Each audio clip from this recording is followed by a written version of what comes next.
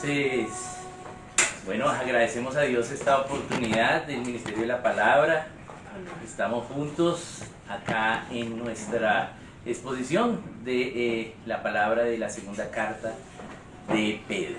Entonces hoy vamos a hacer el primer estudio. Ya Daniel nos explicó la introducción hace 2 semanas de la carta y hoy vamos a ver el primer estudio. Bien, entonces vamos a leerla y vamos a leer Segunda de Pedro, capítulo 1, del 3 al 7. Bien, vamos a leer. Entonces nos dice acá la palabra de Dios: como todas las cosas que pertenecen a la vida y a la piedad nos han sido dadas por su divino poder, mediante el conocimiento de aquel que nos llamó por su gloria y excelencia, por medio de las cuales nos ha dado preciosas y grandísimas promesas, para que por ellas llegaseis a ser participantes de la naturaleza divina, habiendo huido de la corrupción que hay en el mundo a causa de la concupiscencia. Vosotros también, poniendo toda diligencia por esto mismo, añadid a vuestra fe virtud, a la virtud conocimiento, al conocimiento dominio propio, al dominio propio paciencia, a la paciencia piedad, a la piedad afecto fraternal y al afecto fraternal amor. Bien, amén. Ese es el pasaje que entonces vamos a exponer y vamos a iniciar con el título que la Sociedad Bíblica le pone a este pasaje. Solo estamos viendo como la introducción al pasaje, y dice: partícipes en la naturaleza divina. Y creo que es un título muy adecuado, porque nos da una característica de nosotros como seres humanos, y es que podemos participar de la naturaleza de Dios. No somos Dios, pero sí podemos ser parte de esa naturaleza de Dios, y vamos a verlo cómo se expone allí. Normalmente cuando uno va a predicar un sermón, al final es que llega a la conclusión y hace una sinopsis, una síntesis de lo que expuso. Pero hoy voy a darle la conclusión al iniciar. ¿Cuál es la conclusión de todo el pasaje, de todo lo que vamos a ver? El tema central del pasaje es que Dios ha llevado, ¿sí?, al que cree, ¿sí?, hacia la vida eterna. Le ha dado vida eterna, despojándolo de la corrupción del mundo. Y debido a que Él nos ha dado vida eterna y ya no estamos en las maneras del mundo, entonces podemos ser un testimonio de crecimiento en su obediencia, en nuestro autogobierno, en el servicio a Él, yendo en un proceso de maduración en Cristo, hasta expresar amor en todo lo que hagamos. Se espera que el creyente vaya madurando. No todos van a madurar de la misma forma, pero se espera que el creyente tenga fruto. Cuando tú ves los frutos en el árbol, no todos maduran igual, pero sí se espera que haya fruto y que cada uno de esos frutos madure. Pero no que no, llevo tanto tiempo siendo creyente y no se nota un cambio en mi vida, no me he rendido a Cristo en algún asunto de mi vida. Era un cascarrabias y sigo siendo un cascarrabias. Era un impaciente y sigo siendo un impaciente. Era un orgulloso y lo sigo siendo. De pronto, ¿sí?, si estoy madurando en Cristo, ya de pronto el orgullo o la impaciencia ya se la ha entregado a Dios y Dios la ha resuelto en mí. Y aún a veces soy cascarrabias, pero veo que hay un cambio, hay un proceso de madurez en el creyente. Se espera, ¿sí?, que el cristiano con los años cada vez haya entregado más a el Señor, para que el Señor, ¿sí?, use ese cincel y nos moldee a su imagen. Es lo que se esperaría. No sé aquí cuántos años tenemos todos en conocer al Señor. Yo sé que unos más hace poco, otros hace más tiempo. Yo hace 35 años conozco al Señor. Pero en esos 35 años, hoy pienso muy diferente a los primeros años con el Señor. ¿Bien? Porque ha habido un proceso de maduración, pero también aún tengo desafíos en mi vida en algunas mismas cosas que tenía cuando conocí al Señor. Entonces, es un proceso de madurez y eso es lo que trata el pasaje. Vamos a irlo mirando paso a paso cada uno de ellos y lo vamos a mirar. Vamos a empezar con el 3. ¿Qué dice? Este versículo me gusta mucho, es el que más me gusta a mí en 2 de Pedro. ¿Sí? Dice, como todas las cosas que pertenecen a la vida y a la piedad nos han sido dadas por su divino poder, mediante el conocimiento de aquel que nos llamó por su gloria y excelencia. Este es un versículo que tenemos que ver porque nos dice que nos ha sido dada todas las cosas de la vida y de la piedad por su divino poder. ¿De quién estamos hablando? Entonces tenemos que ir al versículo anterior, ¿sí? Y nos dice allí en el versículo anterior, en el 2, gracia y paz os sean multiplicadas en el conocimiento de Dios y de nuestro Señor Jesucristo. Es por el poder, ¿sí?, de Dios, del Señor Jesucristo, entonces nos han sido dadas todas las cosas de la vida. Solo por el poder de Él. ¿Y qué evidencia tengo para decir eso? Aquí hay una evidencia muy importante. Recuerden que en español tenemos muchas ventajas para entender la Biblia, ¿sí? Y podemos estudiarla más a fondo que en cualquier otro idioma. Y acá hay una evidencia de por qué todo lo que tenemos y lo que le pertenece a la vida y a la piedad nos han sido dadas por el poder de Dios. Y dice allí, como todas las cosas que pertenecen a la vida y a la piedad. ¿Bien? Y notemos que allí hay una conjunción, que es la conjunción y. Está uniendo dos, ¿sí?, dos palabras que tienen que ver con la misma idea. ¿Cuáles son las reglas para las conjunciones respecto a la puntuación?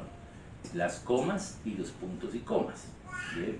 Si tenemos una palabra y luego viene la conjunción y luego viene otra palabra, está uniendo dos palabras que están cumpliendo totalmente la misma idea. Pero si tenemos una palabra, coma, conjunción y otra palabra, entonces ambas palabras tienen que ver con la misma idea, pero no en todo su significado.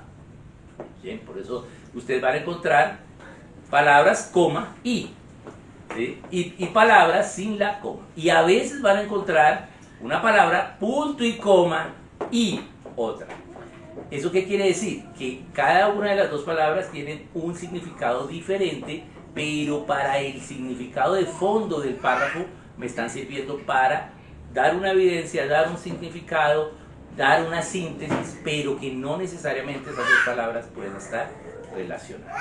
¿Bien? Esa es la regla de la coma en las conjunciones. Y aquí que vemos que no hay coma. Dice que todas las cosas que pertenecen a la vida y a la piedad nos han sido dadas. Entonces, voy a hacer una pregunta. Ya vimos que fueron dadas por su divino poder. Pero en el versículo anterior vimos que está Dios, Padre, Hijo y Espíritu, ¿sí?, y está el Señor Jesucristo. Entonces, ¿fue por el poder del Señor Jesucristo o fue por el poder de Dios, Padre, Hijo y Espíritu Santo? Porque no dice de sus poderes, sino de su poder. ¿Bien? Entonces, es de alguno de ellos dos, ¿sí? Y la respuesta a esa pregunta es porque no hay coma. Al no haber coma, ¿sí?, entonces todas las cosas que nos dieron para la vida y para la piedad nos fueron dadas por el poder del Señor Jesucristo. ¿Por qué?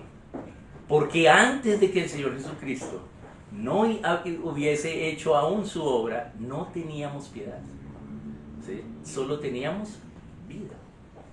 No podíamos tener piedad. ¿Bien?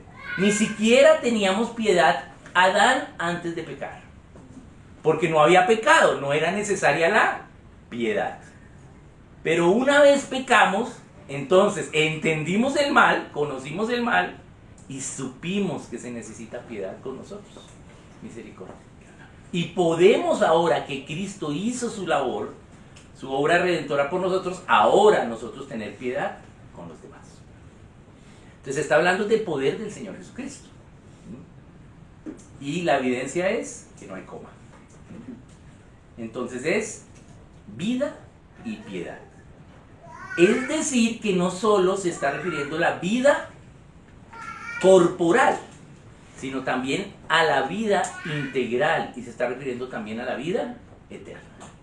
Porque cuando Cristo hizo su obra y creímos en su obra, recibimos vida y vida en abundancia. Entonces, todas las cosas que tenemos en nuestra vida corporal, ¿sí?, almática, espiritual, ¿sí?, nos han sido dadas por Cristo, ¿sí?, para que entendamos la piedad. ¿Ven? Entonces vamos a mirar qué es piedad, ¿sí?, porque acá ya sería importante ver qué es piedad. Entonces vamos a mirar. Vida es integralmente espíritu, alma y cuerpo, ¿sí? Es cuerpo, alma y espíritu vivo. ¿Y piedad qué es? Entonces, el diccionario Webster 1828 define piedad y dice que es un sustantivo que viene del latín pietas. Y la piedad es la veneración o reverencia ante Dios y el amor al carácter de Dios. Es la obediencia a la voluntad de Dios y el devoto servicio a Dios. Entonces la piedad no es lástima, la piedad no es compasión, ¿sí?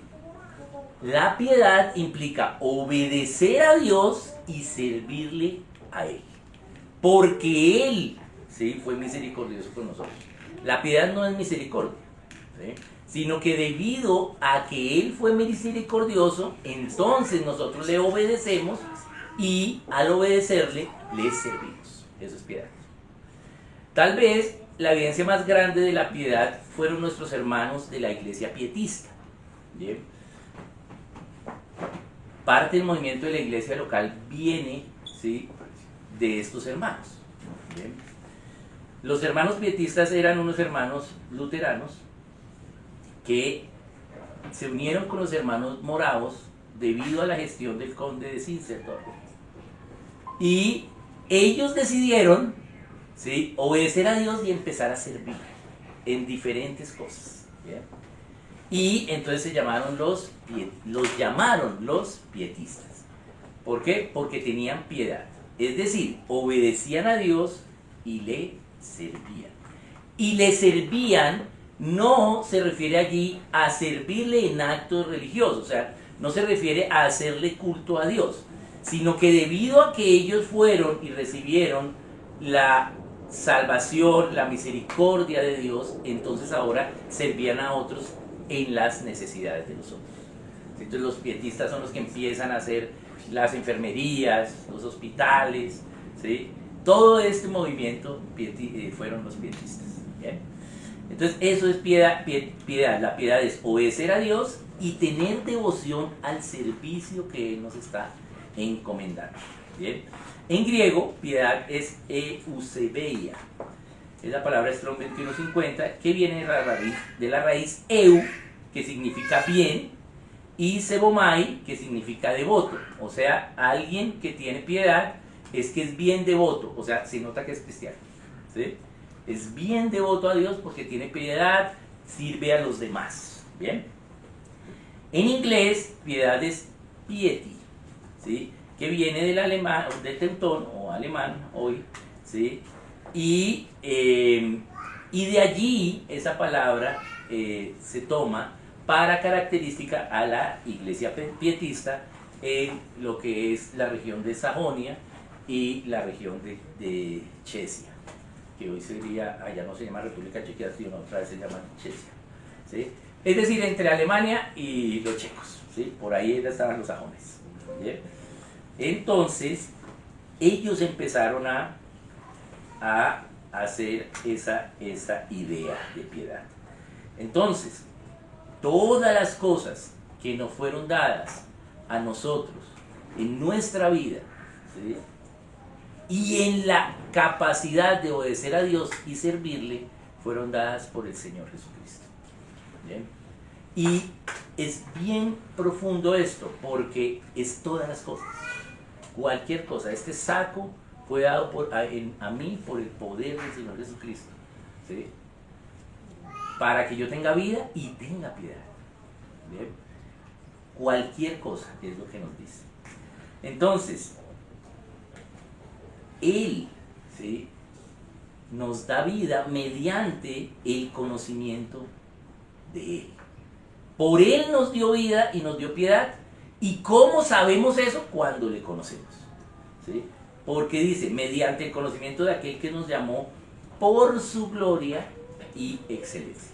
Él nos llamó, nos dio poder para tener vida y piedad por la gloria de Él y por la excelencia de Él, no por ningún mérito propio, sino que ahora aquellos que creemos en Dios vamos a obedecerle y vamos a servirle, y entonces Cristo será glorificado y será reconocido como el Señor, como la supremacía, la excelencia de todo. Esa es la introducción que usa Pedro para este pasaje. Todo proviene del Señor, y nos dio vida y nos dio piedad para la gloria a Él. ¿Y cómo se hace eso entonces? ¿Cómo entendemos que nos dio vida y nos dio piedad? Está en el verso 4. El verso 4 dice, por medio de las cuales nos ha dado preciosas y grandísimas promesas, para que por ellas llegaseis a ser participantes de la naturaleza divina. Es decir, por medio de la gloria, ¿sí?, y la excelencia del Señor Jesucristo, Él nos dio promesas. Debido a la excelencia y la gloria del Señor Jesucristo, que va a haber cuando nosotros creamos y entendamos que tenemos vida y piedad, entonces, ¿sí?, nos ha dado grandísimas promesas, para que por ellas llegases a ser participantes de la naturaleza divina. Bien, es bien profundo esto. Me gusta mucho este pasaje. ¿Por qué? Porque este pasaje es una evidencia del Espíritu Santo en los apóstoles. Porque acá Pedro está diciendo lo mismo que está diciendo Pablo en Romanos 12, ¿sí?, y lo mismo que está diciendo Juan, ¿sí?, en Apocalipsis. Están diciendo lo mismo. ¿Bien? De diferentes formas, pero están llegando a lo mismo. Es el Espíritu Santo, ¿sí?, revelándoles que debido a la gloria y a la excelencia de Cristo, Él nos ha dado promesas, ¿sí?, para que nosotros lleguemos a ser participantes de la naturaleza divina. Es decir, que seamos una parte de cómo es Dios. Aquí ya vimos alguna vez cuál es la razón por la cual Dios creó al hombre. Bien. Y es esto, es que desde antes de la fundación del mundo, Él quiso que nosotros seamos participantes de la naturaleza divina. ¿Y cómo somos participantes de la naturaleza divina? Vamos a tomar un apellido, el de Él, cuando nos casemos con Él, ¿sí?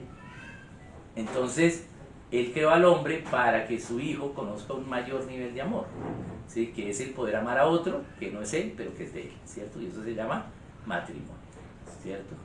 Para que su hijo se case. Y su hijo conozca un mayor nivel de amor que no existía antes de la fundación del mundo. Aunque Dios es amor y Dios se amaba eternamente, no había ese amor porque ellos seguían siendo ellos, ¿sí? Pero ahora, al tener a alguien que no es ellos, que es de ellos, entonces van a poder amar a esa persona, a ese que no es de ellos, pero que es de ellos, ¿sí? Y va a haber un nuevo nivel de amor porque se necesita más amor para amar a otro que no eres tú. Entonces, debido a esa voluntad del Padre de que su Hijo conozca un mayor nivel de amor, entonces nos crea a nosotros libres para que libremente nos enamoremos del Hijo y nos casemos. Y cuando nos casemos con el Hijo, vamos a ser participantes de la naturaleza divina oficialmente. Aunque hoy ya somos participantes. Porque ya tenemos la vida eterna. Y la vida eterna es una característica de la naturaleza divina. ¿Sí? Pero ¿cuándo vamos a firmar eso? El día, ¿sí?, de las bodas del Cordero. Y ahí vamos a adquirir el apellido de él. Esa naturaleza de él. Bien. Entonces es bien profundo lo que nos está diciendo acá ello. ¿Sí? Y vamos a mirarlo a qué se refiere, ¿sí?, con esa naturaleza divina. Adán tenía naturaleza divina. ¿Sí? ¿Por qué? Porque fue creado plenamente libre, en perfecta libertad. Adán estaba en perfecta libertad. ¿Sí? 50% de posibilidades de elegir esto o 50% de posibilidades de elegir lo otro. ¿Cierto? Perfecta libertad. Nosotros no, ¿sí?, el mundo no está en perfecta libertad. Nosotros ya como cristianos sí, pero el mundo, la humanidad no. ¿Sí? La humanidad cree que está en el 50-50 y no. Estamos en el 80-20 o en el 90-10. Lo más posible es que decíamos mal. ¿Cierto? ¿Por qué? Porque hay una ley sobre nosotros, me refiero aquí no a los cristianos sino a la humanidad. ¿Sí? Y es la ley sobre la humanidad, que es la ley del pecado y de la muerte. Entonces hay una ley y las leyes se cumplen. Entonces vamos a decir mal. Pero los que hemos confesado a Cristo hemos vuelto a poder tener la posibilidad de tener la perfecta libertad y tener el 50 y 50. ¿Cierto? Eso es parte de la naturaleza divina, ser libres. ¿Bien? Hay una pregunta muy recurrente cuando enseñamos apologética y es: yo no creo en Dios porque si Dios existiera no hubiese mal, y como hay tanto mal, entonces por eso no creo en Dios. ¿Bien? Dios, ¿por qué no quita el mal del mundo? ¿Sí? Porque dejaría de ser Dios para nosotros. Él nos dio libre decisión para que podamos nosotros, ¿sí?, decidir si vamos a hacer lo correcto o lo incorrecto. Entonces, hay naturaleza divina desde Adán, pero al Adán pecar, pierde esa naturaleza divina de la perfecta libertad. Y aunque no pierde totalmente la libertad, ya no es perfecta. Solo hasta que venga lo perfecto va a recuperar esa perfecta libertad. Cuando vino el Señor, que es lo perfecto, ¿sí?, hizo su obra redentora y justificadora, entonces recuperamos nosotros los creyentes, ¿sí?, esa perfecta libertad. Aunque aún así podemos seguir pecando. ¿Sí? Y cuando pecamos, entonces la libertad se ve afectada. Pero nuevas son las misericordias cada mañana, lo dijo Gustavo, ¿sí?, y gracias a Dios que ya es de mañana y Él nos puede perdonar. ¿Sí? Y tenemos hoy una semana, ¿sí?, para ahora sí hacer lo correcto y no repetir lo incorrecto que hicimos la semana anterior. Por eso, cada semana renovamos y recordamos ese pacto que Él hizo con nosotros a través de la cena, ¿cierto? Por eso cenamos, ¿sí? ¿Sí? Nos presentamos ante Él arrepentidos, ¿sí?, y tenemos una nueva oportunidad, una nueva semana. ¿Bien? Bien. Entonces, esa es la idea de la naturaleza divina. También vamos a recibir aún más, o sea, recibimos con Adán, luego recibimos o recuperamos la naturaleza divina al creer en Cristo, pero vamos a recibir más naturaleza divina. ¿Sí? ¿Cuándo? Nos dice Filipenses 3, 20 y 21 que Él nos va a dar un nuevo cuerpo glorioso. ¿Bien? Y ese es otro aspecto más de la naturaleza divina. Vamos a tener nosotros un cuerpo que no necesita luz, sol ni comida. ¿Bien? ¿Cierto? Y eso es parte, ese cuerpo tiene una naturaleza divina. ¿Por qué? Porque es glorioso, ¿cierto? Y es de la naturaleza de Dios. Dios no tiene cuerpo, Él es 100% espíritu, ¿cierto? Pero nos va a dar a nosotros un cuerpo para que nos identifiquemos, ¿sí?, pero como Él es con su espíritu. ¿Sí? A veces hay algunas traducciones allí en Filipenses que han traducido cuerpo espiritual, ¿sí?, cuerpo glorioso espiritual. Eso es parte de la adquisición de la naturaleza divina. ¿Bien? Y luego entonces nos dice ahí en el 4, habiendo huido de la corrupción que hay en el mundo a causa de la concupiscencia. Entonces, Ustedes pueden ser participantes, nosotros podemos ser participantes de la naturaleza divina solo cuando hemos huido de la corrupción que hay en el mundo a causa de la concupiscencia. Es decir, nosotros, aunque ya tenemos la capacidad de tener la perfecta libertad de poder decidir, ¿sí?, bien, poder autogobernarnos, aún así podemos también hacer las cosas del mundo. ¿Cuál es la razón de eso? Porque todavía no nos han dado el cuerpo glorioso. Todavía hay carne en nosotros, en nuestros miembros, ¿sí?, nuestro cuerpo. Todavía tenemos un cuerpo de carne, ¿sí? Bien, y la carne es débil, ¿cierto? Y podemos hacer las obras de la carne, ¿bien? Entonces, aunque ya hemos adquirido la perfecta libertad, aún así podemos hacer las cosas del mundo. Y cuando estamos haciendo las cosas del mundo, ahí no estamos viviendo nuestra parte en la naturaleza divina que nos han dado hasta este momento.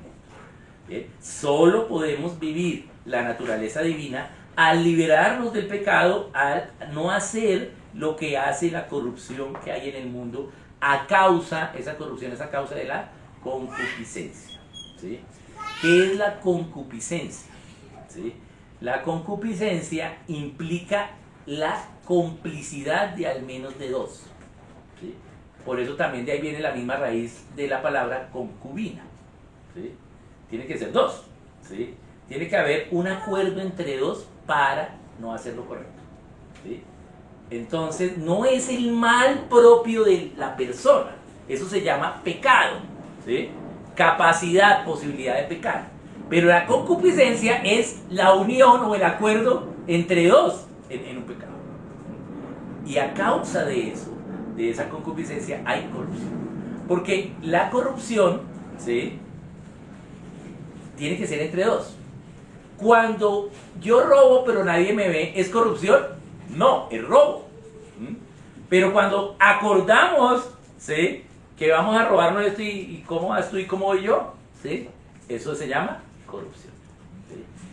Entonces, debido a la corrupción que hay en el mundo, ¿sí?, que es mínimo entre el pecado de dos personas, ¿sí?, entonces nosotros, ¿sí?, podemos ver esas obras de la carne en el mundo, pero como tenemos la naturaleza divina de poder ahora decidir obedecer la verdad o desobedecerla y andar en las obras de la carne, entonces Dios nos dice que solo esa naturaleza divina la tenemos si nos hemos alejado del mundo.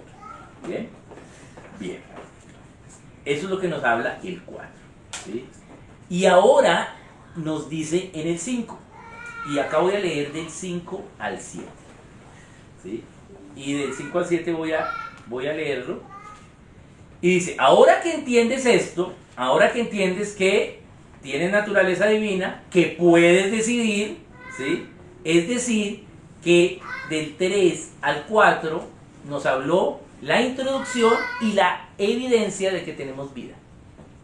Y ahora nos va a decir en el 5 al 7 la evidencia de que tenemos piedad. ¿Qué nos dice del 5 al 7? Dice, vosotros también, poniendo toda diligencia por esto mismo, añadid a vuestra fe virtud, a la virtud conocimiento, al conocimiento dominio propio, al dominio propio paciencia, a la paciencia piedad, a la piedad afecto fraternal y al afecto fraternal amor. Entonces nos dice, vosotros también poniendo toda diligencia en, ¿sí?, por esto mismo. O sea, ¿por qué? Por no andar en las obras de la carne, ¿sí? O sea, ustedes no estén en la corrupción del mundo, sean diligentes en no estar en eso, ¿sí? Ustedes deben ser diligentes en alejarse de las cosas del mundo debido a que hemos adquirido naturaleza divina. Y lo que sí deben hacer es añadir a vuestra fe, virtud, todo ello. Bien, entonces nos está diciendo, se espera que ustedes como creyentes, nosotros como creyentes, vayamos madurando, vayamos, ¿sí?, añadiendo nuevos razonamientos, nuevas decisiones en nuestra vida para ahora no hacer las obras de la carne, la corrupción del mundo, ¿sí?, sino, ¿sí?, tener esa disfrute, esa participación de la naturaleza divina que nos ha dado el Señor. Vamos a mirar qué nos dice Hebreos 5, 11, 14. Vamos a ir a buscar. Busquemos Hebreos 5, 11, 14 respecto a este tema. Entonces, Hebreos 5, 11, 14. Acá lo tengo. Bien. Y dice, acerca de esto, está hablando acerca de los falsos profetas, dice, tenemos mucho que decir y difícil de explicar, por cuanto os habéis hecho tardos para ver. Porque debiendo ser ya maestros, después de tanto tiempo, tenéis necesidad de que os vuelva a enseñar cuáles son los primeros rudimentos de las palabras de Dios. Y habéis llegado a ser tales que tenéis necesidad de leche y no de alimento sólido. Y todo aquel que participa de la leche es inexperto en la palabra de justicia, porque es niño. Pero el alimento sólido es para los que han alcanzado madurez, para los que por el uso tienen los sentidos ejercitados en el discernimiento del bien y del mal. Entonces, si usted lleva años en el Señor, ya se espera que no sea un niño que solo esté en los conceptos de los rudimentos, ¿bien? De esos rudimentos. Voy a leer un poquito más el 1 y el 2 del 6, que ahí explica cuáles son los rudimentos. Dice, por tanto, dejando ya los rudimentos de la doctrina de Cristo, ese es un rudimento. No estoy diciendo que no debemos predicar de la doctrina de Cristo, ¿sí? Claro, porque no todos los hermanos de la iglesia llevan años en la iglesia, siempre hay hermanos nuevos, ¿sí? Entonces claro que tenemos que predicar de la doctrina de Cristo, ¿sí? Pero los que ya llevan tiempo, pues ya la entienden y no se pueden quedar solo allí. Bien, vamos adelante a la perfección, no echando otra vez el fundamento del arrepentimiento de las obras muertas, de la fe en Dios, de la doctrina de bautismo, de la imposición de manos, de la resurrección de los muertos, del juicio eterno. Esos son los rudimentos de la cristiandad. Es decir, eso es cristiandad primer semestre, ¿sí? O sea, lo básico de la cristiandad es eso. Usted tiene que entender eso, ¿sí? Pero lo que vemos muchas veces en la obra de la iglesia, ¿sí? En las diferentes iglesias, es que la mayoría de lo que se explica es esto. Y hay que explicarlo claro. Pero no debe ser la mayoría, ¿sí? Porque ya hay gente que lleva más años, entonces tienen que, además de saber eso, tienen que saber otras cosas. ¿Bien? Entonces se espera que con el tiempo nosotros seamos maduros en Cristo. ¿Bien? La ruta de la madurez. Entonces Dios no solo nos dice que seamos maduros, sino que nos da una forma para crecer en Cristo, para adquirir, ¿sí?, esa vida que nos dio para que empecemos a vivirla acá y esa piedad la empecemos a practicar acá. Hay gente que cree que la vida eterna la tenemos, pero que la vamos a empezar a vivir en el cielo, ¿no? ¿Sí? Bien, desde que conocemos a Dios ya tenemos vida eterna. Juan 17:3 nos lo dice. Y esta es la vida eterna, que te conozcan a ti, al Señor Jesucristo. Bien, entonces ya la tenemos, no dice esta va a ser la vida eterna, sino que es. O sea, una vez tú conoces, confiesas a Cristo, ya tienes vida eterna y tienes que empezar a vivir tu vida eterna acá. Pero ¿cómo la empiezas a vivir? ¿Sí? A través de la piedad, obedeciendo a Dios y sirviendo en lo que Él te muestra. ¿Bien? Pero nos da una ruta para que si tú obedeces a Dios y tienes piedad, ¿sí?, es decir, eres un buen devoto, se nota que sí crees en Cristo. ¿Y cómo se nota? A través del servicio que haces a otros. Entonces vas a empezar a madurar en Cristo. Y nos da una ruta de la madurez, que son estas que están allí expuestas en el verso 6 y en el verso 7. Entonces veamos esa ruta de la madurez, ¿sí? Son 8 requisitos para la madurez en Cristo. Es más, yo diría son 7 y uno es la síntesis de los otros 7, ¿sí? Entonces vamos a verlos uno por uno. Cada uno voy a dar un sustento bíblico de ese escalón. Es como una escalera en la cual vamos subiendo, ¿sí?, en la madurez en Cristo. El primero es la fe. Bien, entonces, añadid a vuestra fe, o sea que ya debo tener fe y añadir un poco más. ¿Cuándo tuve fe? Cuando creí en Cristo. cuando adquirí por su gloria, por su excelencia, la vida y la piedad, ¿sí?, de Él para vivir la naturaleza divina que me ha dado. Entonces yo ya tengo fe, creo en Cristo, ¿sí? Pero a esa fe tengo que añadir más cosas. No solo es creo en Cristo, pero no le creo a Cristo. En Colombia, el 90% de las personas creen en Dios, en el Dios cristiano. El único Dios verdadero. 90%. Pero solo, ¿sí?, un 25% del país le cree a Dios. Y eso, por ahí un 20%, ¿sí?, más o menos. ¿Sí? Es diferente creer en Cristo que creerle a Él. ¿Bien? Entonces, eso es la fe, cuando tú le crees. No solo, ¿sí?, porque la fe, ¿sí?, implica acción, es como la oración, ¿sí?, implica acción. Vamos a mirar qué es la fe. Esto es, todo el mundo sabe ese versículo porque es la definición de fe, Hebreos 11.1. ¿Sí? Entonces vamos a ir a Hebreos 11.1, ahí está la definición de fe.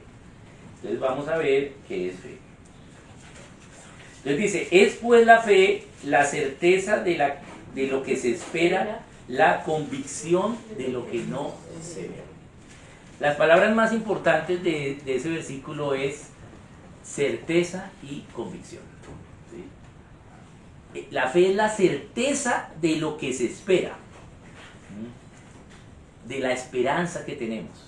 Pero es certeza, es cierto, yo estoy seguro, ¿sí?, aunque no lo vea, estoy seguro, ¿sí?, eso es la fe. Pero ¿cómo tú sabes algo que es cierto? ¿Cómo tú puedes decir, esto es cierto, esto es verdad? La única forma que tú puedas decir que algo es cierto es porque tienes evidencias.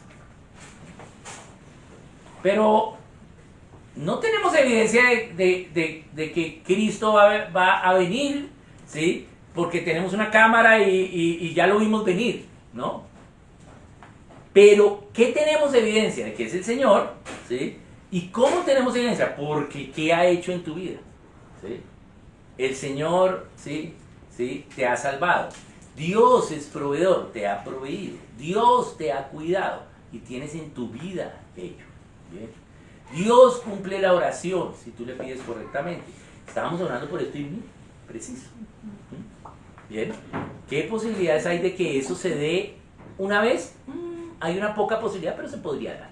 Pero que se dé varias veces en la misma persona, con la misma gente, ¿en el mismo lugar? No hay posibilidades, ¿sí? Dios, ¿sí?, hace ello, tiene obra en la oración nuestra. Bien, entonces, este primer nivel, que es el creer, es la fe, ¿sí?, es que debido al testimonio de Dios en sus revelaciones, también hemos visto que Dios se revela de tres formas, ¿cierto? En la creación, ¿sí?, que es la revelación que da cuenta del Padre, en la palabra, que es la Biblia, y el testimonio del Señor Jesucristo, la palabra viva, ¿sí?, y que revela al Hijo, y en la comunión con el Espíritu Santo, que revela al Espíritu Santo. Entonces Dios se revela y da un testimonio. Entonces, de ese testimonio que hay, de esa evidencia de que hay Dios, ¿sí?, ¿yo qué hago con esa evidencia? Tengo dos opciones, obedecerla o desobedecerla. Si yo la obedezco voluntariamente, entonces, ¿sí?, al obedecer voluntariamente, voy a expresar que amo a Dios. Y ese amor a Dios me va a llevar a amar a los otros como a mí mismo, porque Él me amó primero, ¿sí?, y me dio la capacidad de amar. ¿Dónde dice eso? Juan 14:15. ¿Qué dice Juan 14:15? Si me amas, obedeced mis mandamientos. ¿Sí? Si me amas. La parte más importante de ese versículo es sí. Sí es un condicional. ¿Quién decide? Yo. ¿Cuándo decido? Cuando veo la evidencia de Dios y la puedo obedecer. Ahí lo amo. Pero yo puedo conocer la evidencia de Dios y desobedecerla. Entonces no lo amo. Bien, bien. Entonces eso es la fe. Y la fe nos demuestra el primer principio de libertad para el ser humano y las naciones, que es el principio de la individualidad de Dios en todas las cosas. Todas las cosas dan cuenta de Dios. Todo, no solo la religión, no solo la Biblia. Todo. Lo que pasa es que en la religión vamos a tener una comunión con Dios y en la Biblia vamos a tener la explicación de esa comunión. Pero todo, esa puerta revela a Dios, ¿sí? Si yo la razono, veo que hay un orden, ¿sí? Y hay una individualidad de Dios en todas las cosas. Ese principio es el que construye la fe. Dios se revela, no hay excusa. Recuerden que dice la palabra, vayan y prediquen a cada criatura. Vayan y prediquen. Pero si yo vivo en la selva y nadie me vino a predicar, ¿qué dice Romanos 1? Que no tengo excusa. ¿Por qué si nadie me predicó el Evangelio? Porque los atributos de Dios, su eterno poder y divinidad, se hacen claramente visibles a través de todo lo creado, de manera que nadie tiene excusa. Es decir, que Dios se ha revelado de tal manera que sería necio no creer en Él. Por eso el único pecado que no se perdona es la blasfemia contra el Espíritu Santo, porque el Espíritu Santo nos convence todos los días de pecado. ¿Sí? Bien. Porque hay suficiente revelación, ¿sí? En la creación, en la palabra y en lo que te dice el Espíritu Santo. Entonces, ese es el primer principio de libertad para la humanidad y para las naciones. Y esa es la fe. No tenemos excusa de no tener fe porque hay revelación de Dios en todo lado. Bien. Y si yo entonces tengo fe en la individualidad de Dios en cada cosa, produzco el segundo principio, que es el autogobierno cristiano. Es decir, yo voluntariamente, ya que entendí la revelación de Dios, voy a decidir obedecerla. No que me obliguen, sino yo decido obedecerla porque comprendí en esa revelación que Dios me ama.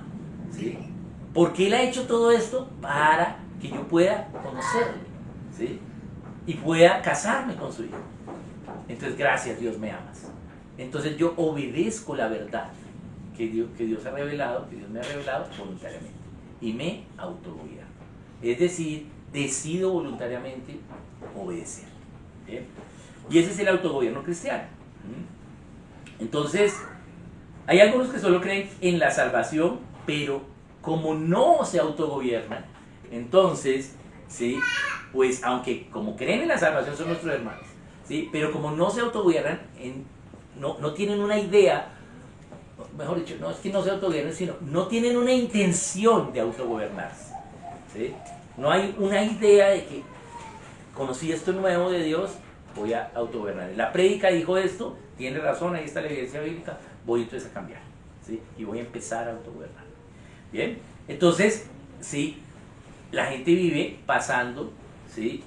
En un mismo nivel, ¿sí? Del bien y del mal, pero no sube el escalón en la madurez, porque no toma decisiones. Y no estoy acá diciendo que ya tienes que tomar una decisión en tu vida y ya todo lo vas a obedecer, no, ¿sí? Porque en cada escalón hay desafíos, ¿sí? Pero vas entregando cosas a Dios, ¿sí? Esa es la idea y ese es el segundo principio, el autogobierno. Veamos entonces qué dice: añadid a vuestra fe virtud. ¿Y qué es la virtud? La virtud es la excelencia moral en todas las acciones de la persona. Es decir, la virtud es otra palabra para decir carácter cristiano, ¿sí?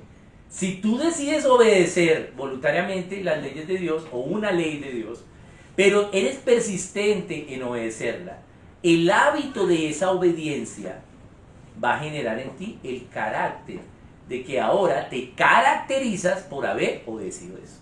Entonces, era un mentiroso, pero vi que la evidencia me dice que hay que ser veraz, entonces empecé a decir la verdad y practiqué el hábito desde ahora en adelante de decir la verdad, y entonces ahora me caractericé por ya ser veraz, aunque antes era un mentiroso.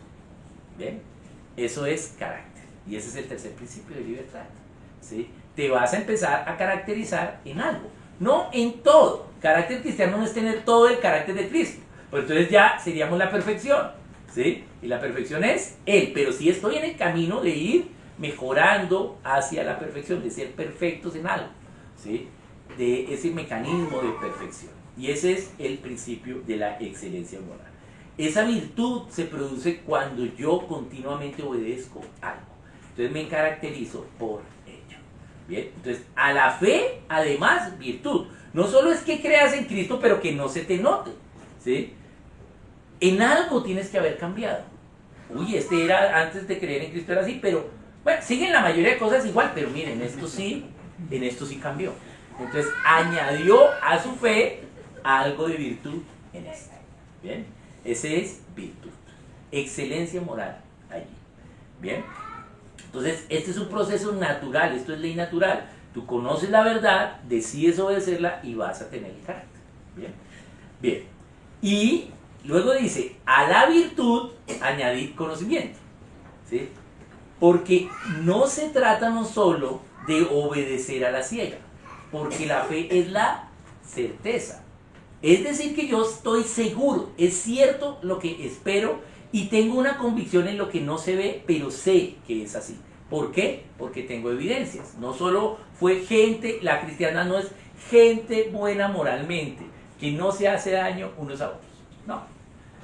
Eso es parte del carácter cristiano, pero cuando yo tengo carácter, tengo que ahora decir, bueno, entonces si esto es así, si así es el diseño de Dios para la vida, que tengo que hacer esto, ¿por qué es así?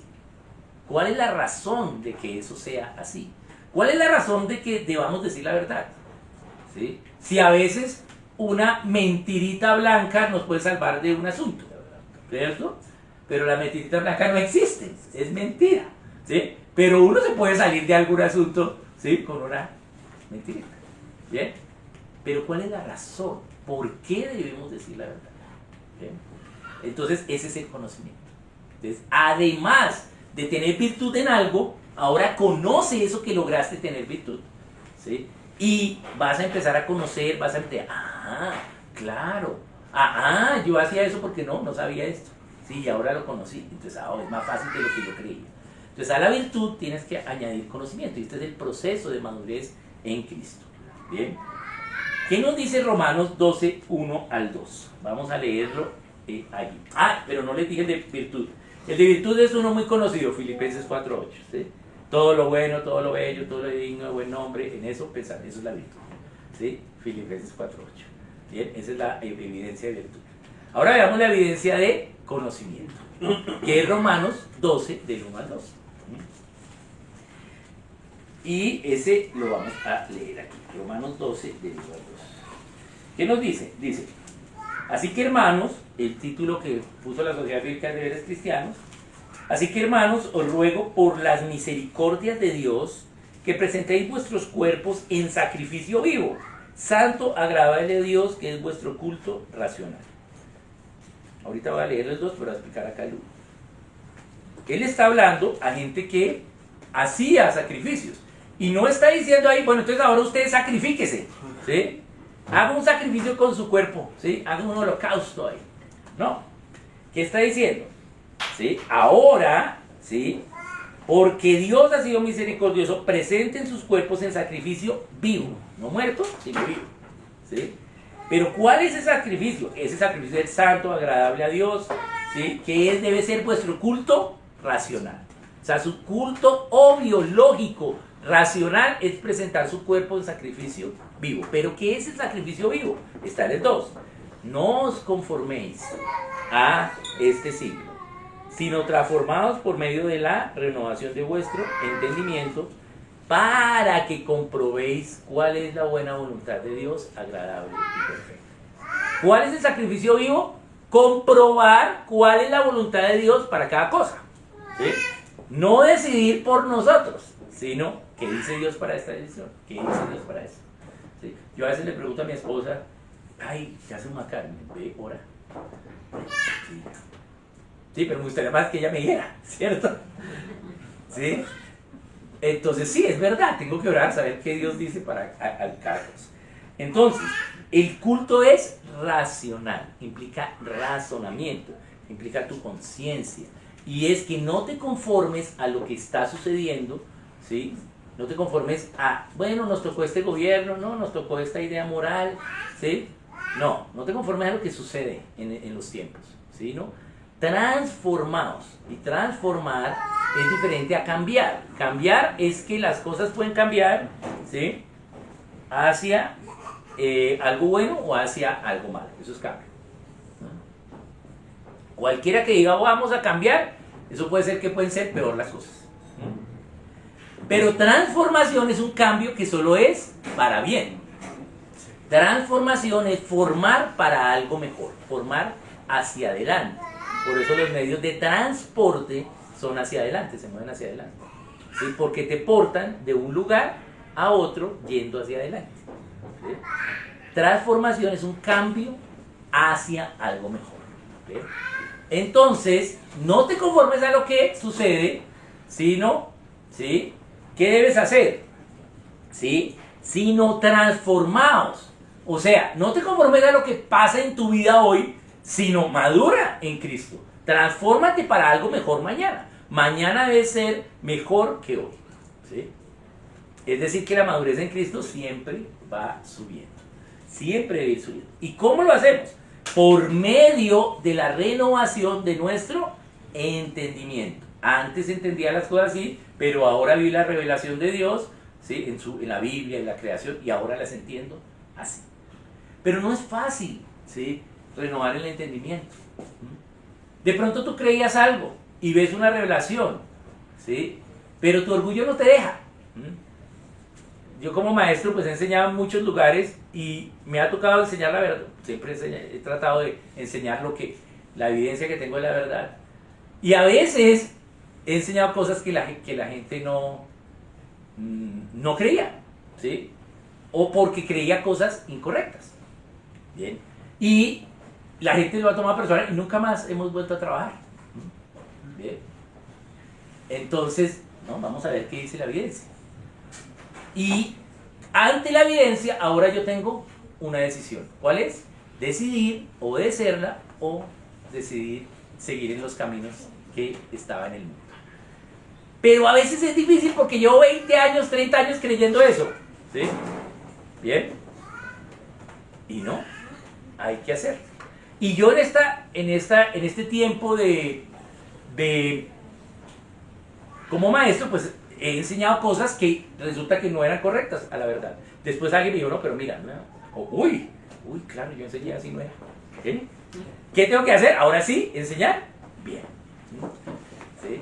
Recuerdo mucho al hermano, a Manu y a César, a Manu en Caicá y a César en Soacha, y a Diana, la esposa de Pablo en Ciudad Bolívar. Estamos los tres ahí, los cuatro. O sea, estamos hablando así en un corrillo, ¿bien? Y estamos hablando acerca de la salvación. ¿Bien? Y entonces ellos dicen, no, pero es que tienes que ver. Entonces las tres partes de la salvación tienen parte, el capítulo que escribió el hermano primero sobre eso. Y yo no, sí, pero mi no tenía tanta evidencia como la explicación que me dio mal. Y yo, déjeme ver. Y luego empecé, no, sí, tienes razón. ¿Sí? Entonces de ahí para allá tocó corregir la enseñanza. ¿Sí? No estaba plenamente equivocado, pues estaba equivocado en algo. ¿Sí? Pero nunca lo había pensado. ¿Sí? Y ahí estaba en la Biblia todo el tiempo, no era que no. Y había leído eso, pero nunca lo había entendido. Entonces, ¿qué pasó? Renové mi entendimiento. ¿Cómo renovamos el entendimiento? Edificándonos unos a otros. Entonces, tengo que renovar el entendimiento. ¿Para qué debo renovar el entendimiento? ¿Sí? Para conocer cuál es la voluntad de Dios para ese asunto. Cuando yo sé, esta es la verdad de Dios para este asunto, esa es la voluntad de Dios. Eso es lo que quiere que haga. Porque recuerden que nos está dando vida y piedad. ¿Sí? No solo que sepas qué, sino la piedad es, bueno, entonces ya que sabes cuál es la voluntad, entonces ahora hazlo. ¿Sí?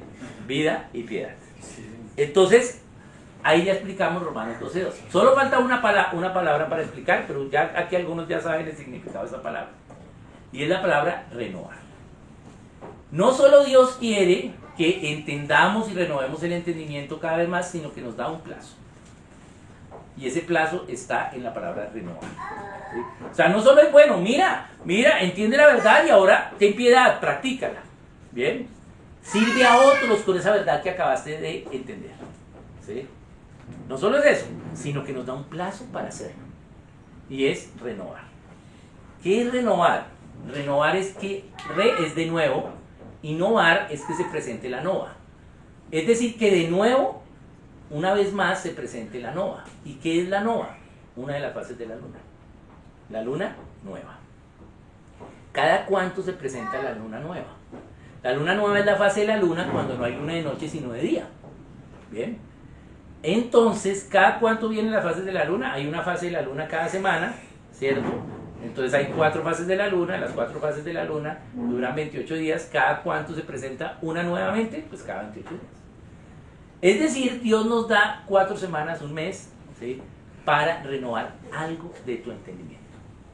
Tienes al menos 4 prédicas para hacer eso. Pero hay más, hay YouTube, ¿sí? Hay ministerio, hay grupo de hombres, grupo de mujeres, ¿sí? O sea, no tienes excusa de no haber renovado vuestro entendimiento. Cada 28 días. Si ustedes entendieron algo de la prédica de hoy, entonces ya, check, listo, noviembre. Fácil, 2 de noviembre y ya, pasamos noviembre. Eso no quiere decir que entonces ahora fiesta y no conozcamos más de Dios de aquí. Pero al menos, check, y el día del tribunal le van a decir, bueno, a ver, noviembre de 2025, no sé si entendieron algo. ¿Bien? Pero qué bueno que no solo sea una cosa que entendamos, sino cada vez más. ¿Bien? Bien, entonces esa es la renovación del entendimiento. Y ese es el conocimiento. Ese conocimiento nos presenta entonces el principio de conciencia cristiana, ¿sí? Añade a la virtud conocimiento. Entonces tienes carácter y ahora como el carácter es bueno, entonces empiezas a saber qué es lo bueno y qué es lo malo. Es bueno tener carácter y es malo no tener el carácter de Cristo. Entonces formas el principio de conciencia cristiana. ¿Bien? La conciencia es donde tenemos el entendimiento. Recordemos que el entendimiento no está en la mente, está en la conciencia. Entender es saber el orden de Dios para algo. Eso es entender, ¿sí? Porque yo puedo saber jugar fútbol, ¿sí? Y entonces soy el que le doy patadas a todos. Y sí, nadie me hace goles, pero solo sé, pero no entiendo. Porque Dios no diseñó el fútbol para dar patadas, ¿cierto? Porque en las reglas del fútbol dice no de patadas, ¿cierto? Entonces, ¿sí? Entender es saber cómo ganar sin dar patadas. Esa es la diferencia. Entender es el orden de Dios para algo. Y eso lo tenemos en nuestra conciencia. Entonces, añadid ¿sí?, a la virtud conocimiento. Y al conocimiento, dominio propio. Cuando tú adquieres conocimiento, entonces ahora sabes el porqué de algo. Cuando ves la individualidad de Dios, solo ves el qué. Esto es esto. Cuando lo obedeces, empiezas a ver que eso es verdad, ¿sí? Pero no sabes el porqué. ¿Cuándo sabes el porqué eso es verdad? Cuando adquiriste el conocimiento de ello.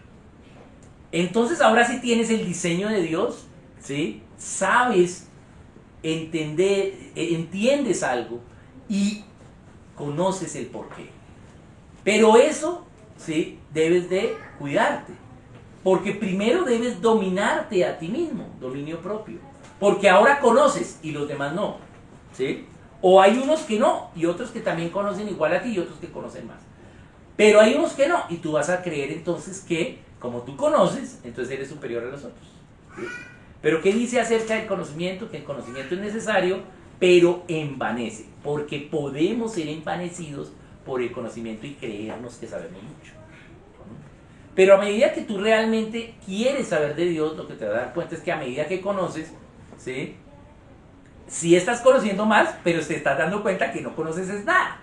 ¿Por qué? Porque a medida que conoces algo, se abre un nuevo universo de conocimiento que no tenías y que no sabes, ¿sí?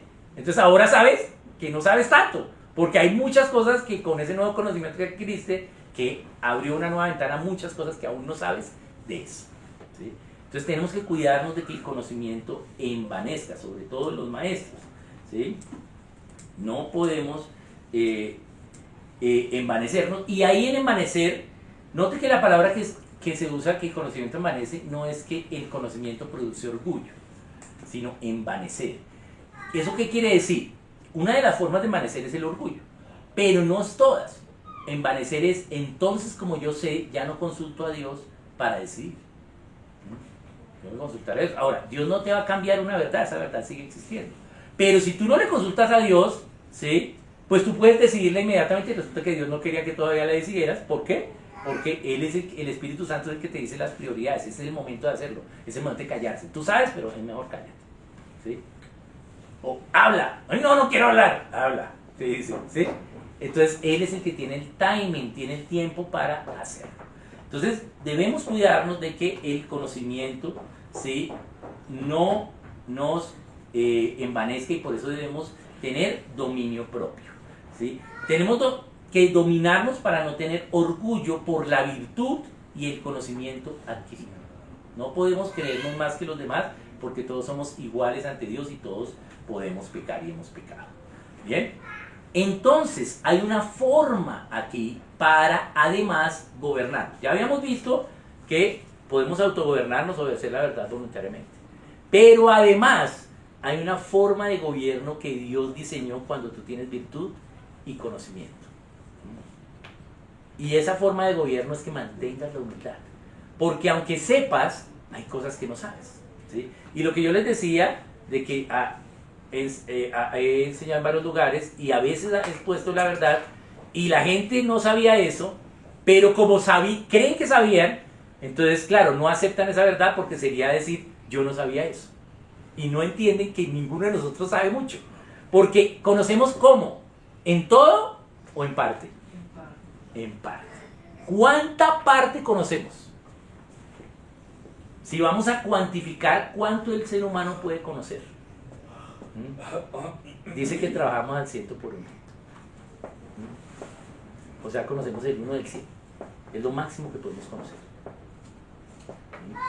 El 1% aquí en la tierra, hasta que venga el Señor.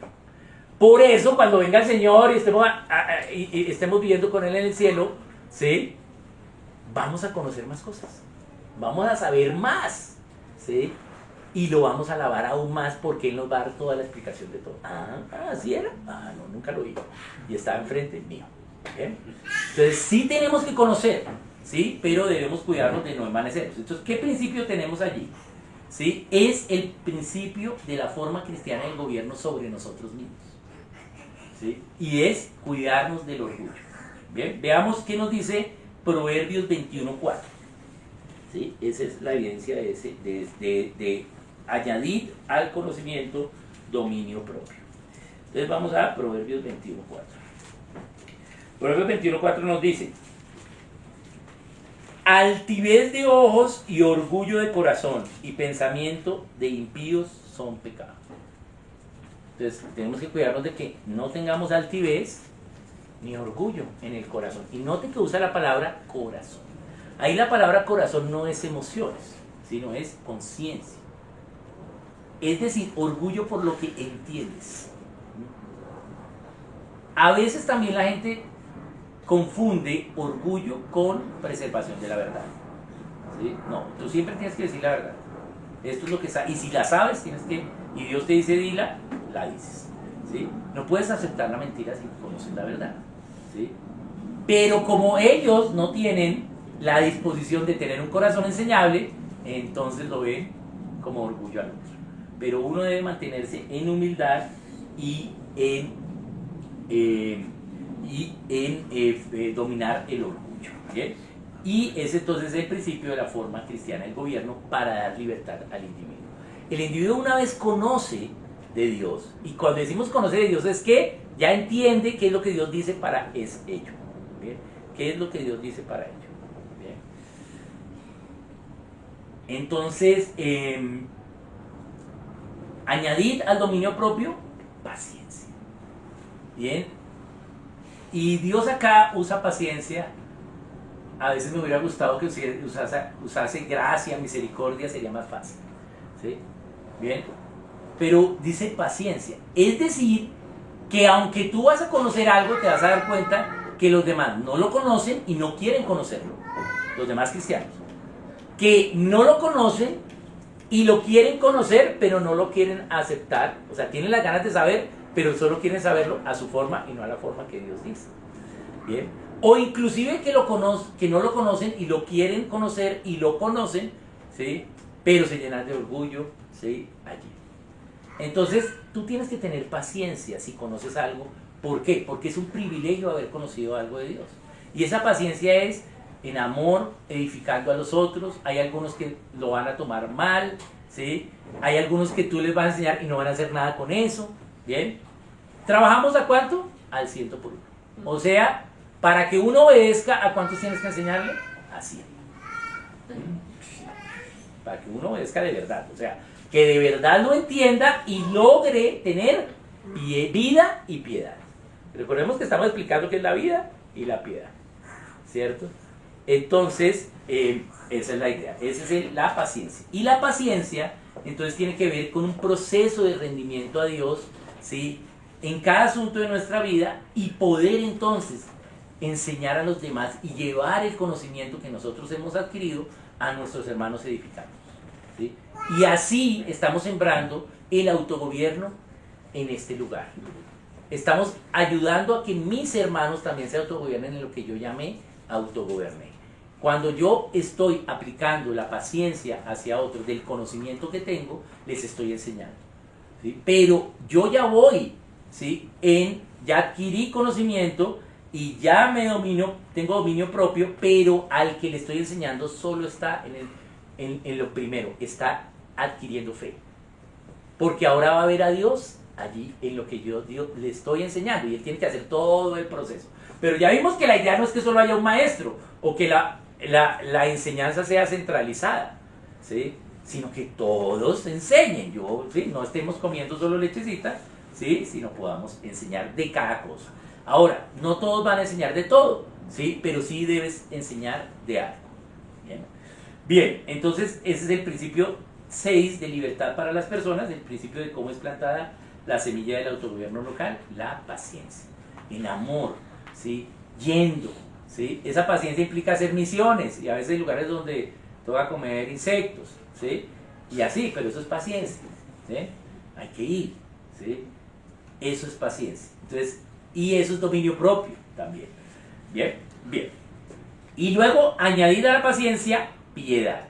Una vez que ya no solo lo entendiste, te dominaste a ti mismo, sino que enseñaste a otros, ahí sí estás capacitado para empezar a practicar eso. Y es la piedad, ¿sí? La piedad es, ¿sí? Allí, como enseño, pero yo también practico, vivo. Recordemos que la piedad es el servicio a Dios, ¿cierto? Entonces la práctica de esa enseñanza, tanto que yo cuando la enseñé y además cuando la recibí, me va a llevar a adquirir piedad. Ay, yo no sabía eso y ahora lo sé, entonces ahora lo voy a enseñar, pero ahora lo voy a vivir. Bien, cada cosa nueva que aprendas lo vas a vivir y esa vida la vas a llevar como testimonio a otros. Entonces hay dos formas para enseñar. La primera es que seas intencional enseñando, ¿sí? Lo que has renovado en tu entendimiento. Pero la segunda es que cuando tienes piedad y lo vives, otros te van a preguntar a ti y tú tienes que estar perfectamente preparado para ante todo aquel que os demande la razón de vuestra fe, dice primera de Pedro 3:15. ¿Sí? Entonces, si tú tienes piedad, te van a preguntar por eso. Es más, de las dos, la más efectiva es cuando tienes testimonio y tienes piedad. Añadir entonces a esa piedad afecto fraternal. ¿Listo? Nos hemos enseñado, conocemos lo mismo, servimos juntos, ¿sí? Entonces nos amamos, ¿sí? Y tenemos el afecto fraternal. Recordemos que como iglesia local es la característica que el Señor le da a la iglesia local. Es la iglesia de Filadelfia en Apocalipsis, ¿sí? ¿Y qué quiere decir Filadelfia? Amor fraternal entre los hermanos, ¿sí? Y claro, tenemos amor fraternal entre nosotros, ¿sí? Y debemos vivirlo, ¿sí? Los hermanos de USA que nos están visitando, buenísimo, los amamos, ¿cierto? Excelente, ¿sí? Debemos tener amor entre nosotros, ¿sí? Amor fraternal. Eso es lo que nos distingue, ¿sí? Lo que nos distingue para lo bueno, ¿sí? También hay cosas que nos distinguen no para lo bueno, ¿sí? Porque recuerden que todas las 7 iglesias tienen algo que no es correcto. ¿Qué es lo que no es correcto de la iglesia de Filadelfia? ¿Sí? Que tiene poca fuerza, ¿cierto? ¿Y Dios diseñó la iglesia para que tenga poca fuerza? No. Ah, bueno. Entonces, el mensaje para que Filadelfia no tenga poca fuerza es que tenga piedad. no solo se quede en la vida, sino que practique a través del servicio. Y ese es el afecto fraternal. Ese afecto fraternal nos da unidad con unión.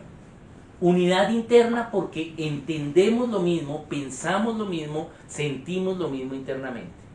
Y entonces hacemos una unión externa para servir en algo. Bien. Entonces, entendemos lo mismo, entendemos música y Dios nos ha llamado a la alabanza. Entonces, ¿qué hacemos? Pues somos parte del ministerio de alabanza. ¿Sí? Esa es la unión externa. Bien. Y los que no tenemos ese entendimiento interno, pues no vamos a ser parte del ministerio de alabanza. ¿Sí? Pero nos edificamos con los hermanos del ministerio de alabanza. Eso es. Entonces, la unidad interna que adquirimos cuando conocemos, cuando nos dominamos a nosotros mismos, ¿sí? Cuando tenemos piedad, paciencia y piedad, la vamos a ver en práctica juntos. La piedad no es una cosa individual. Ya dijimos, la piedad no es compasión, no es lástima. La piedad implica el servicio, y el servicio mínimo es entre dos, porque es una comisión, una misión conjunta. Entonces, mínimo entre dos. Ahí la piedad se forma. Ahí, esa piedad que ya entendí que tengo que tener piedad, realmente empieza a ser piedad cuando servimos a otros junto con otro hermano. ¿Bien? Ese es el principio de unidad con unión. Y así vivimos el afecto fraternal. ¿Bien? Y por último, añadir al afecto fraternal amor. Y esa es la síntesis total. ¿Qué es amor? Es los otros los 7 principios. ¿Sí? Eso es el amor. A veces es difícil lograrlo. Solo llegamos hasta el 4, que es el conocimiento. ¿Sí? La conciencia. Pero de ahí para allá, tener la forma correcta, ¿sí? Enseñarnos unos a otros en amor y trabajar juntos, eso sí es difícil. ¿Sí? Bien, bien. Entonces, el amor es la total expresión de Dios en nosotros. ¿Sí? Es una persona transformada a imagen y semejanza de Dios. Todo lo que haga el cristiano debe ser en amor. Todo en amor. ¿Sí? Ese es el testimonio de Dios. Entonces, en nosotros. ¿Cuál es entonces la conclusión? ¿Qué nos está diciendo el pasaje? ¿Sí? Maduren en Cristo. ¿Sí? Para que cada cosa que hagan, la hagan en amor. Eso es lo que nos está diciendo. Dios nos ha dado vida eterna. Debemos ser testimonio de Dios. Cada uno en lo que ha dejado que Dios resuelva en su vida. Que el Señor sea Señor de ello en su vida, edificándonos unos a otros. Entonces, en esta semana, ten en cuenta esta palabra de lograr que lo que ya sabes, lo que ya entiendes, ¿sí? Lo puedas hacer en amor con otros. ¿Sí? Haz actos intencionales de amor con otros esta semana. Porque ese es el resumen de todo. ¿Sí? El amor es el resumen de todo. Quedará la fe, la esperanza y el amor. Pero al final solo quedará el amor. ¿Sí? Bien, entonces ahí debemos llegar. ¿Cuándo hay un cristiano maduro? Cuando actúa en amor consistentemente en algo. Ahí tiene madurez en eso. Puede ser que en otras cosas esté todavía en los rudimentos, ¿sí? Pero en eso, si actúa en amor en eso se ve a Cristo maduro en él. Y ese es el desafío que tenemos para esta semana. Que Dios nos guíe, dispongámonos en amor, añadiendo fe, ¿sí? Y de ahí para allá, añadir a la fe virtud, conocimiento, paciencia, todo lo que vimos. ¿Bien? Muy bien, entonces es un desafío que nos da Pedro de poder vivir en amor a la manera de Dios. Bien, muchas gracias. Gracias.